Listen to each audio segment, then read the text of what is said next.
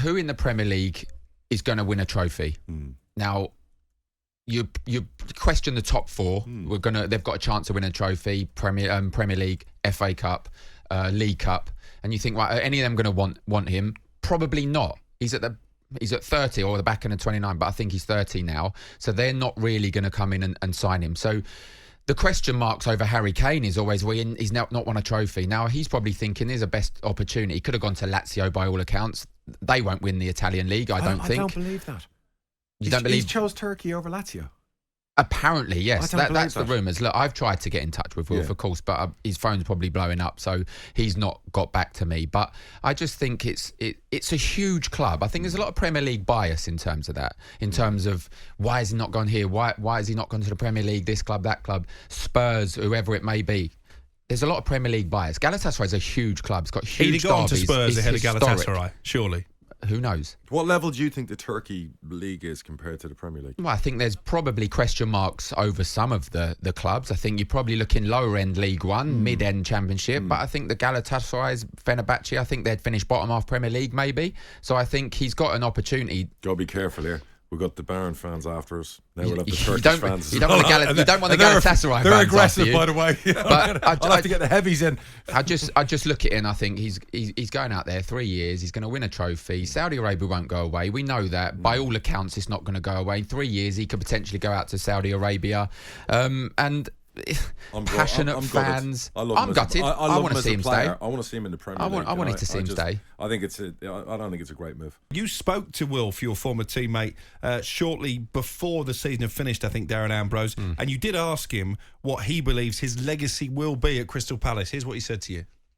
Managing to do what I've done here, being here for so long and being seen as one of the, some of the players gravitate to me because I've got experience and I've been here for so long. I'm proud. I'm happy that I can say I've had an amazing career here.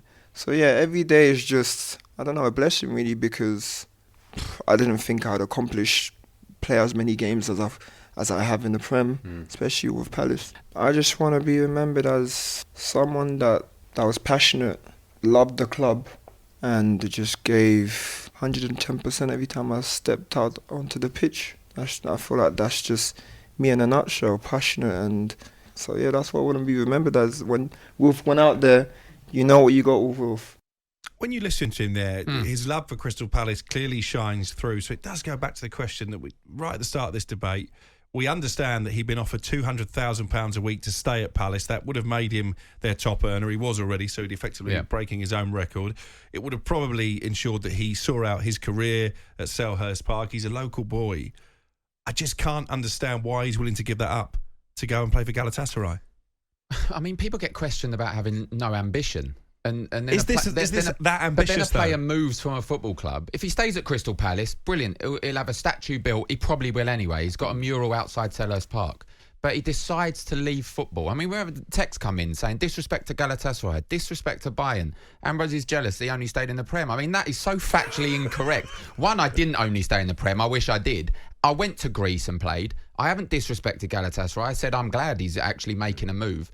And I didn't disrespect BeIN, but that's another matter. But I think he gets, in terms of disrespect, I think Zaha gets so disrespected in England, in the Premier League. I always question, and I've always said, look, you said before about what about Harry Kane outside the top six, but historically Palace are not a top six side, and I feel he's the best player in the last 10 years outside the top six by a distance. If he's right on that, and to be fair, he's been saying that for a while, if Wilf Zaha genuinely is the best player in the Premier League outside the traditional top six clubs, why has nobody else from the Premier League come in for him?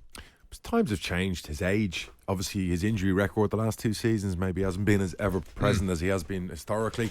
The money he wants, look, he wants a payday. I understand that too. He's coming to the wrong side of 30 shortly, and he'll want to get paid. I always defend footballers and say it's a short career. They should cash in as much as they can, particularly as they get older. But he's got that lucrative offer at Palace. 100%. I don't get the Turkey, and we're not disrespecting Galatasaray. With all due respect, this is the Premier League. If you're trying to compare the Turkish league, what was it called, the Super League, to the Premier League, do me a favour. And if Palace have offered him the tax. I don't know the tax situation in Turkey. But look, maybe it was time for Wilf to move on. He's had an unbelievable career, and fair play to Steve Parish bringing him back there, keeping him there, making him the highest paid player. I like him.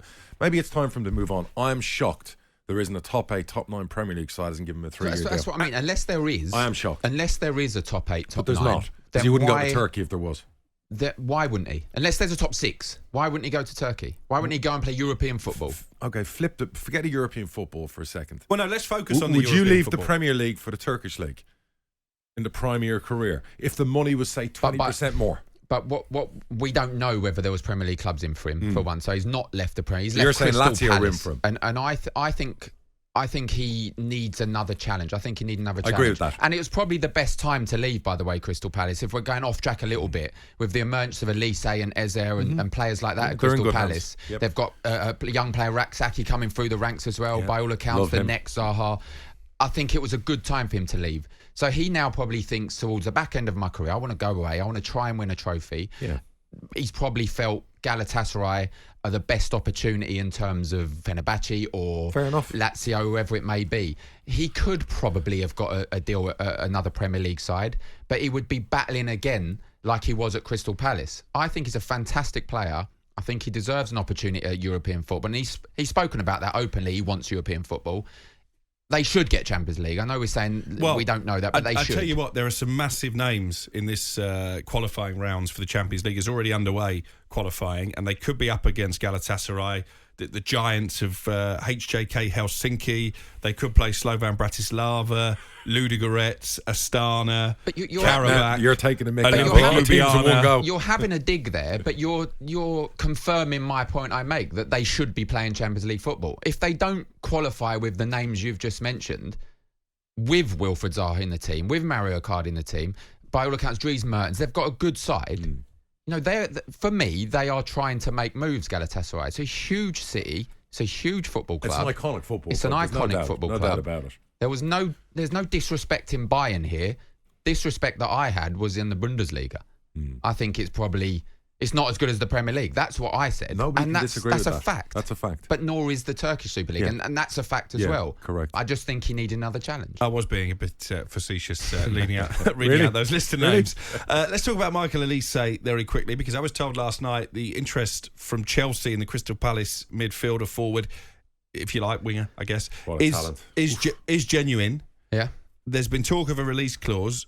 We understand there is no longer a release clause in Elise's contract. Yes, I've reached out to my person at the football club. I'm not going to release his name, but I've reached out to him, and he said no, it's false. There's no release clause in Elise's contract. There was talks of 35 million. I mean, if that was the case, they'd be queuing up, wouldn't they? It would have been met already, 100%. He is a very he's 100 million plus player for me on his way, not now, on his way to 100 million. There's no release clause as far as I'm concerned, and as far as the Crystal Palace are concerned. What a talent. You think he's good enough for Chelsea to take them to the level where they want to be? I'd love Liverpool to sign him. I think you're buying the best young English talent out there, or whatever else. He's in the top 5 of the list for what he brings. They gets bums on seats. They've found 2 superstars. Listen, in Dougie Friedman has done an unbelievable job. Agreed. Since being technical director with Parish at Crystal Palace. Yep. Fair play to him. And you know what? I think Crystal Palace supporters, some of them may be shouting at the radios now, saying, no, he's disrespected us. This is a saga that needed to end.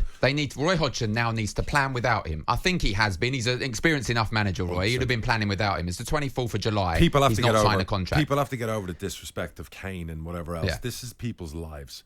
Let people cash in at the end of their career. Yeah. Forget about the whole legacy and it's going to ruin things and loyalty. This is real life. Put yourself in their shoes for a minute. On AM, on DAB, via the talkSPORT app and on your smart speaker. talkSPORT.